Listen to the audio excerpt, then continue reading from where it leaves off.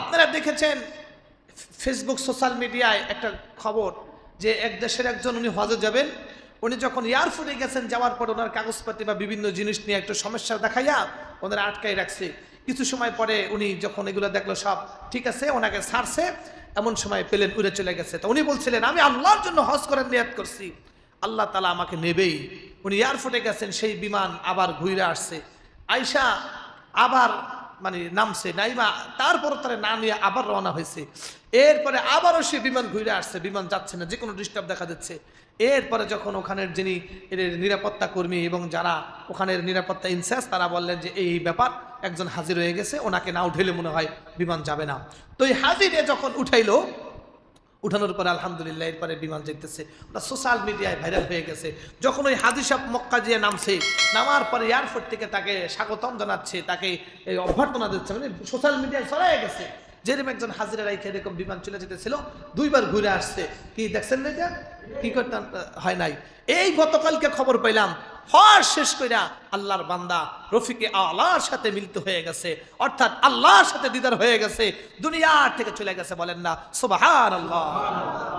এই হাজী সাহেব আল্লাহর জন্য হজ করতে গেছিল, হজ মকবুল হবে এটা তার একটা ইয়াকিন ছিল। এই জন্য বলছে না আমি নিয়াত করে বের হয়েছি, রেওয়াজ of this depends on the intention. তার ভিতরে এমন ইয়াকিন ছিল যে না আমাকে আল্লাহ নেবেই, আল্লাহ তাআলা তাকে নিছেও। এবং হজ করতে গিয়ে হজ শেষ করার পরে আল্লাহ পাক রব্বুল আলামিনের কাছে মেহমান হয়ে গেছে, সেইখানে যে তার ইন্তেকাল হয়ে গেছে। গতকালকে খবরে আসছে যে উনি ইন্তেকাল করেছেন। তাহলে এই যে যারা হজ করতে গেছে এরা কার মেহমান? আল্লাহ। জোরে বলেন আল্লাহ। আপনি চিন্তা করেন একটা মানুষের কতটুকু ইয়াকিন থাকলে সে যাবে, নিয়াত করে বের হয়েছে, তার মালিক তাকে নিবে, এই ইয়াকিন নিয়ে বের হইলে বিমান ঘুরে এসে নিতে পারে। আর ওখানে যাওয়ার পরে আমার তো মন বলছে, যখন উনি হজ করতে গেছে, হজ করার পরে উনি আল্লাহর সাথে এরকম বলছে, আল্লাহ এই পচা গান্দার দুনিয়ায় থাকতে চাই না, আমি তোমার মেহমান হয়ে আসছি, আমারে তুমি নিয়ে নাও। আল্লাহ কইছে আয় তাইলে। আমার তো এরকম মনে হয়, কারণ দুনিয়াদাররা দুনিয়ায় বেশি দিন বাঁচতে চায়, কিন্তু যারা দুনিয়াদার নয় আল্লাহওয়ালা, আল্লাহর প্রেমিক, তারা তাড়াতাড়ি আল্লাহর কাছে যাইতে চায়, তারা তাড়াতাড়ি কি আল্লাহর কাছে যাইতে চায়। এরকম যারা হজ করার নিয়ত করে হজ করতে যায়, আল্লাহ তাদের জিন্দেগীর সব গুনাহ মাফ করে নিষ্পাপ বানায় দেয়। আর যারা দুনিয়ার মাকসাদ হয়, তারা হজ করতে যায় আইসে, কিন্তু তাদের হজ কবুল হয় না। আবার হয় না, এজন্য যাদের হজ পরিমাণ মাল হয়েছে হজ করি না, এটা কিন্তু আল্লাহ পাক রব্বুল আলামিন আমাকে আপনাকে যে নিয়ামত দিয়েছে, এই নিয়ামতের শুকরগুজারি আমরা করলাম না। যদি আমি আপনি নিয়ামতের শুকরিয়া আদায় না করি, আল্লাহ তাআলা বলেন ওলা ইন কাফারতুম ইন্না আযাবি লাশাদীদ, জেনে রাখো আমার আযাব বড় কঠিন, এবং তোমাকে আমি আল্লাহ যত নিয়ামত দিয়েছি এই নিয়ামতের বরকতগুলো আমি আল্লাহ কমায়া দিব। এই জন্য ভাইরা আমার, যে যত রব্বে কারীমের নিয়ামত পাবে আর যে যত শুকরিয়া আদায় করবে, যে যত রব্বে কারীমের নিয়ামতের শুকরিয়া আদায় করবে, কোন নিয়ামতের শুকরিয়া সর্বপ্রথম হবে জবানে, পরে হবে কাজে, আর কিছু কিছু শুকরিয়া আছে যে শুকরিয়াগুলো শুধু জবানে হবে।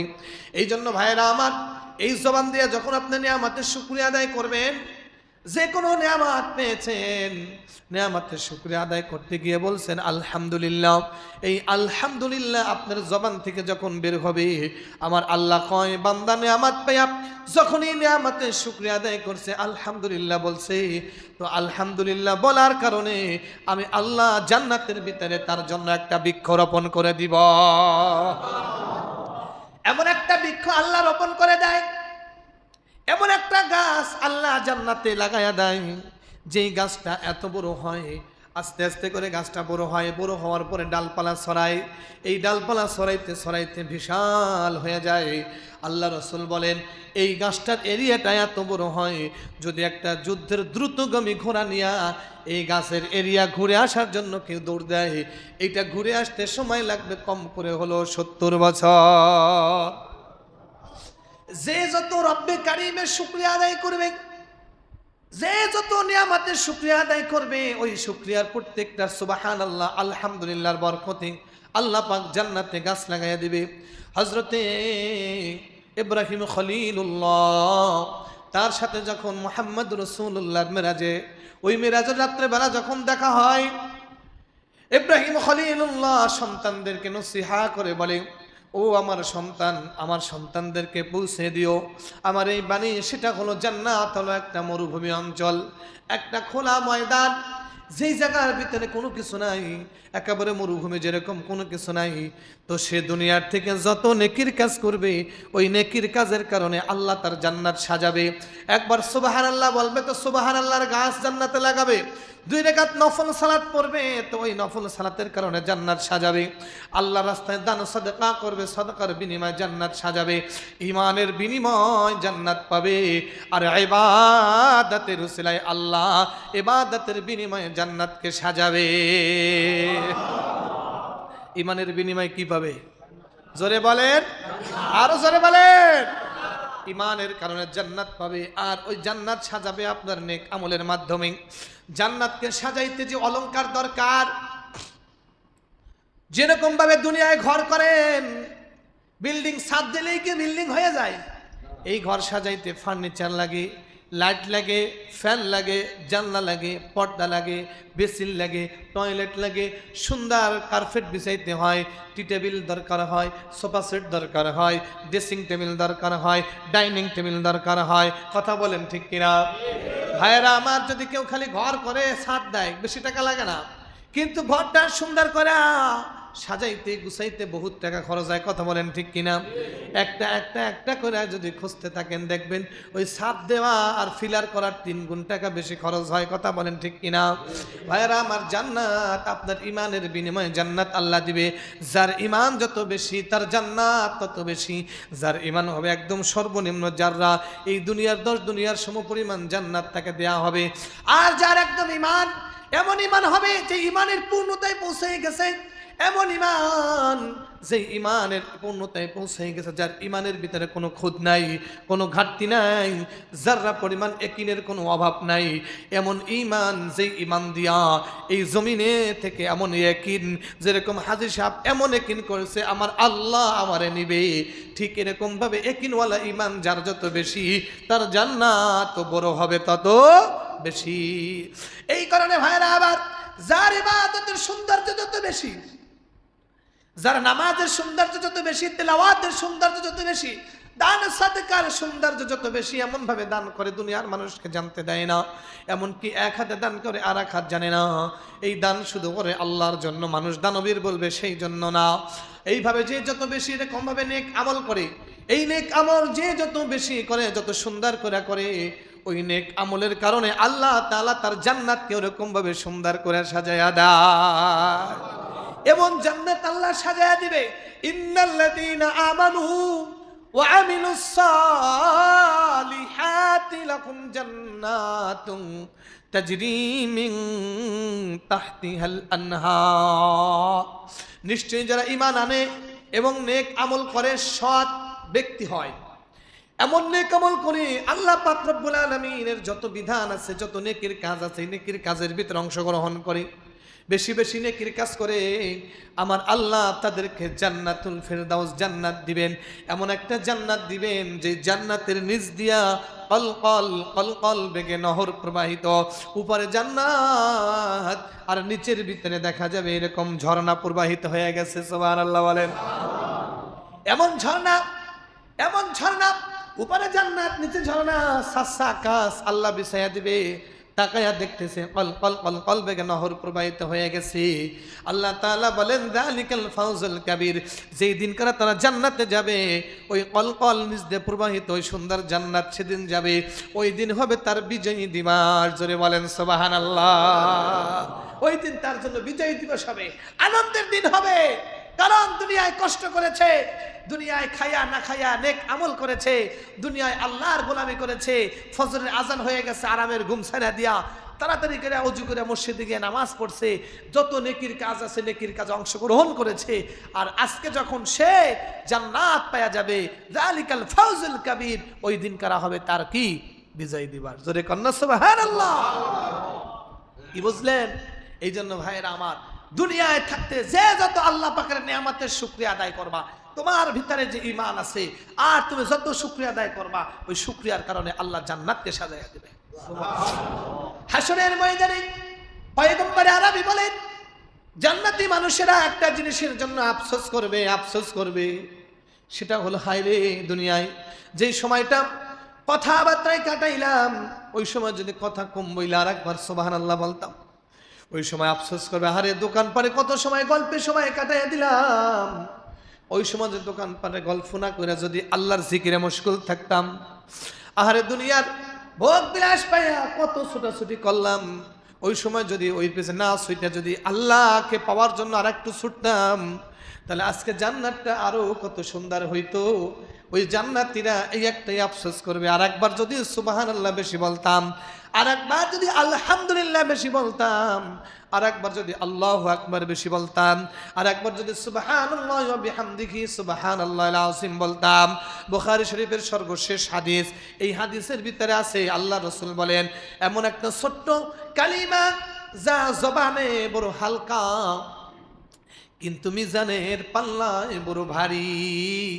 এই ছোট্ট কালিমা যদি কেউ পড়ে, একবার যদি কেউ পাঠ করে, তো আসমান এবং জমিনের ভিতরে যত ফাঁকা জায়গা আছে সব ফাঁকা জায়গা নেকি দিয়া ভরপুর করে দেয়া হয়। কালিমাটা হইল সুবহানাল্লাহি ওয়া বিহামদিহি সুবহানাল্লাহিল আযীম। পড়েন সুবহানাল্লাহি ওয়া বিহামদিহি সুবহানাল্লাহিল আযীম সুবহানাল্লাহি ওয়া বিহামদিহি সুবহানাল্লাহিল আযীম।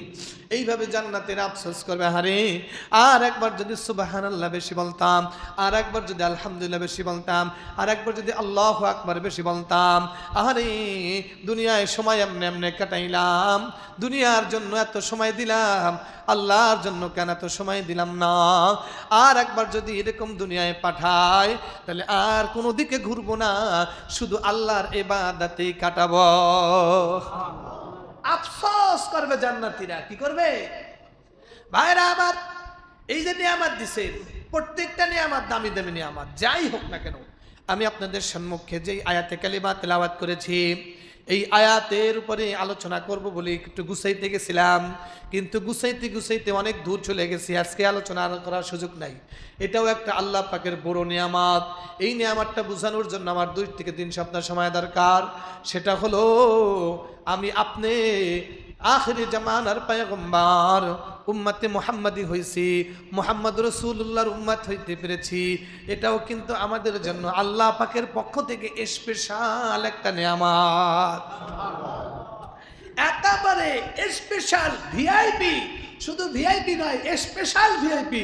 এরপর যদি কোনো ভিআইপি থেকে সেই ভিআইপি আল্লাহ আমাদেরকে বানাইয়া আখিরি জামানার পয়গম্বর মুহাম্মদুর রাসূলুল্লাহ সাল্লাল্লাহু আলাইহি ওয়াসাল্লামের উম্মত বানাইছেন। এটা অনেক অনেক অনেক বড় একটা নিয়ামত, ছোটখাটো কোনো নিয়ামত না, অনেক বড় নিয়ামত।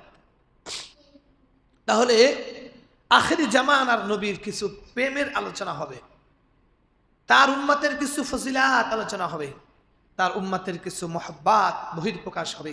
এই জন্য আয়াতটা তেলাওয়াত করেছিলাম, কিন্তু ওই গুছাইতে গুছাইতে আজকের আলোচনা করার সুযোগ নাই। ইন্নাল্লাহা ওয়া মালাইকাতাহু ইউসাল্লুনা আলান নবী ইয়া আইয়ুহাল্লাযীনা আমানু সাল্লু আলাইহি ওয়া সাল্লিমু তাসলিমা। ভাইরা আমার, আমরা ইবাদত করি, আল্লাহ কিন্তু ইবাদত করে না। আমরা রোজা রাখি, আল্লাহ কিন্তু রোজা রাখে না। কথা রাখেনি? কথা কম না কেন? আল্লাহ রোজা রাখেনি। আমরা হজ করি, আল্লাহ কি হজ করেনি? আল্লাহ হজও করে না, রোজাও রাখে না, নামাজও পড়ে না। কারণ হজ হোক, রোজা হোক, নামাজ হোক, যত ইবাদত হোক করি কার জন্য? আরো জোরে কান, আরো জোরে বলেন। কিন্তু একটা কাজ আল্লাহ করেন, সেটা হলো আল্লাহ বলেন আমিও আমার বন্ধুর উপরে দুরূদ পড়ি। জোরে বলেন না সুবহানাল্লাহ। তো ওই আয়াতটা তেলাওয়াত করছি, আলোচনা অনেক লম্বা, তো এজন্য শুধু আজকে বলে যাই, আগামী জুমায় আলোচনা হবে। পিছিয়ে আসবে যারা, মূল আলোচনা না পাইলে মজা তারা পাবে না। যারা আগে আসবে মূল মজার সারাংশ পাবে। প্রথম থেকে ইনশাআল্লাহ শুরু হবে, একেবারে সার সংক্ষেপে সামনের দিকে আস্তে আস্তে আগাবো। আল্লাহ তাআলা আগামী জুমায় আমাদের প্রস্তুতি গ্রহণ করে আগে ভাগে আসার তৌফিক দান করে বলেন আমিন। জোরে কন্যা আমিন। ভাইরা আমার, এতটুকু আজকে সবক নিয়ে যান, যতগুলো নিয়ামত আল্লাহ তাআলা আমাদেরকে দিয়েছেন, মানুষ হিসেবে আমাদেরকে সৃষ্টি করেছেন, একটা নিয়ামত শোনেন, সবচেয়ে বড় নিয়ামত হলো আল্লাহ পাক রব্বুল আলামিন আমাকে আপনাকে মুসলমানের ঘরে জন্ম দিয়েছেন। কার ঘরে? জোরে বলেন। অন্য অন্য ধর্মাবলম্বী যারা খ্রিস্টান, ইহুদি, নাসারা, এরকম মুশরিকদের ঘরে যারা জন্ম নিয়েছে, তারা হায়াত পাইতেছে, ঘুরতেছে, ফিরতেছে, এই যে তারা দুনিয়া থেকে চলে যাবে, এদের পরকাল বরবাদ। কিন্তু মুসলমানের ঘরে জন্ম নেওয়ার নাম হস্তে মুসলমান, জন্মসূত্রে মুসলমান, লা ইলাহা ইল্লাল্লাহ যতটুকু কে কিনেছে, শিরক এবং কুফরি ছাড়া যদি মারা যান, একদিন না একদিন আল্লাহর জান্নাতে যাবেন। এটা শুধু মুসলমানের ঘরে জন্ম নেওয়ার খাতিরে। তাহলে একটা কি বলেন, সবচেয়ে বড় নেয়ামত কি আল্লাহ পাক দিয়েছেন? মুসলমানের ঘরে জন্ম দিয়েছেন। নাম্বার 2, হায়া